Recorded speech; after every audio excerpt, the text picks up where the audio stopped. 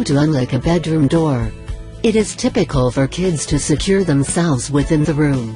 You should not, although several parents and babysitters stress at these times. The reason being, it is not difficult to start the bedroom lock. Listed here are on the best way to start room door lock methods. Work with a paper clip. You find out if you're able to visit a little pit in the middle of the button and need to consider the middle of the doorknob. If a pit is, you need to look for a paper clip and produce a right stick. You need to then drive on the document directly into the middle of the pit while switching the button. You need to proceed before you strike the lock switch, sensation around. You need to drive it with constant force whenever you think it is. The cut may drive within the launch system, therefore unlocking the doorway whenever you do that.